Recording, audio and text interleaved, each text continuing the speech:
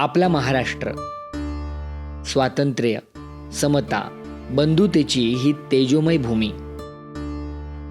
परंतु आपल्या याच महाराष्ट्रात एक असा घटक आहे जो वर्षानुवर्ष निराशेच्या खोल अंधारात ढकलला गेलाय. आपला शेतकरी. पण गेल्या काही वर्षांमध्ये मात्र शेतीचं हे चित्र बदलू लागलंय.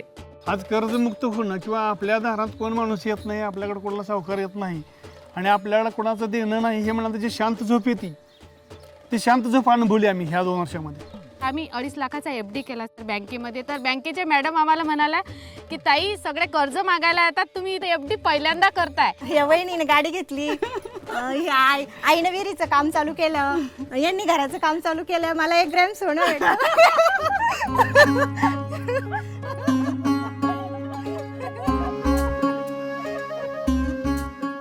हे शक्य होऊ शकलं ते एकाच गोष्टीमुळे, गटशेती. निमित्त होतं पाणी फाउंडेशनने आयोजित केलेली गटशेतीची एक स्पर्धा, सत्यमेव जयते फार्मर कप. गटशेतीचं हे अफाट सामर्थ्य माननीय मुख्यमंत्र्यांनी जाणलं आणि केली एक ऐतिहासिक घोषणा. निश्चितपणे सांगतो की शेती, जलसंधारण वगैरे या सगळ्या क्षेत्रामध्ये आमचे काम करणारे किमान 1 लाख लोक महाराष्ट्रामध्ये. ही 1 लाखाची फौज ही तुमच्या पाठीशी आम्ही उभी करतो.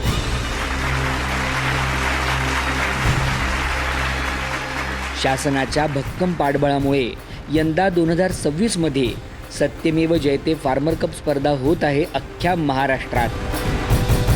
हे आव्हान पेलण्यासाठी कृषी विभाग आणि उमेदच्या वरिष्ठ नेतृत्वाने सर्वतोपरी प्रयत्न केले आणि त्यांच्या मार्गदर्शनाखाली शासनाचे खंदे कार्यकर्ते मैदानात उतरले. गावोगावी जाऊन त्यांनी शेतकऱ्यांना फार्मर कपच्या निवासी प्रशिक्षणात सहभागी होण्यासाठी प्रोत्साहित केलं. याच अथक प्रयत्नांचा परिणाम म्हणून महाराष्ट्रभर तब्बल 33,000 शेतकऱ्यांनी फार्मर कपचं निवासी प्रशिक्षण घेतलं.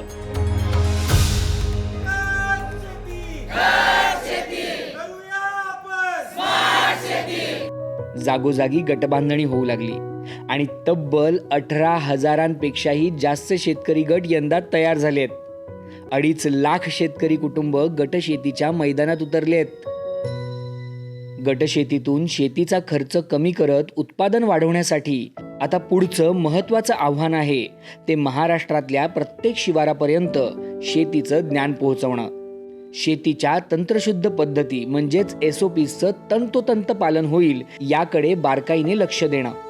पण महाराष्ट्रासारख्या एवढी विशाल व्याप्ती असलेल्या राज्यात प्रत्येक तालुक्यातील एकूण एका शिवारापर्यंत पोहोचणं शक्य होईल तरी कसं? हे साध्य करण्यासाठी यावर्षी आपल्या कामाच्या पद्धतीत पाणी फाउंडेशनने एक अत्यंत महत्त्वाचा बदल केलाय.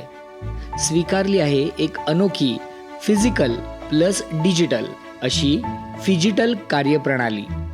या अंतर्गत प्रत्येक शेतकरी गटासोबत दर आठवड्याला कमीत कमी एकदा थेट शेतातून एक व्हिडिओ कॉल घेतला जातो. शेतकरी गटांचे मेंटर्स अर्थात कृषी विभाग आणि उमेदचे सहकारी SOP दूत बनवून व्हिडिओ कॉलद्वारे शेताची पाहणी करतात.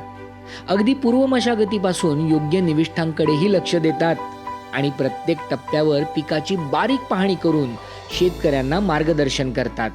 यासोबतच पिकांच्या कॅलेंडरप्रमाणे संपूर्ण हंगामभर प्रत्येक टप्प्यावर दर आठवड्यात कोणती SOP नेमकी कशी आणि कधी करावी याची अचूक माहिती शेतकऱ्यांपर्यंत पोहोचवण्यासाठी सर्व महत्त्वाच्या पिकांसाठी तब्बल 300 फिल्म्स तयार करण्यात आलेत. या संपूर्ण हंगामात तब्बल 2 लाख SOP व्हिडिओ कॉल्स होणार आहेत. यातले पेरणीपूर्व 61,530 कॉल्स आत्तापर्यंत पूर्ण झाले सुद्धा.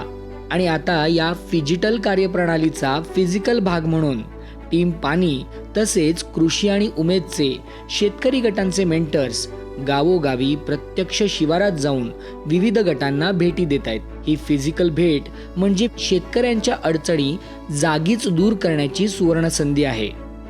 यासोबतच 36 पिकांसाठी दर आठवड्याला डिजिटल शेतीशाळा सुद्धा सुरू आहेत. या शाळांमध्ये कृषी विद्यापीठातील 130 शास्त्रज्ञांची एक भली मोठी फौज शेतकऱ्यांच्या प्रश्नांना थेट उत्तर देते. ही डिजिटल कार्यप्रणाली जर आपल्या सर्वांच्या प्रयत्नाने यशस्वी ठरली तर आम्हाला आशा आहे की भविष्यात शेतमालाचं मूल्यवर्धन करणं, मूल्य साखळी निर्माण करणं, पीक विमा, बाजारपेठ, शेतीपूरक व्यवसाय यांसारख्या शेती संलग्न विषयांवर काम करण्यासाठी सुद्धा एक महामार्ग सापडेल. आम्हाला विश्वास वाटतो की आपण सारे जिद्दीने आणि हिमतीने हा हंगाम गाजवून सोडत घडवूया बळीराजाचा बलशाली महाराष्ट्र.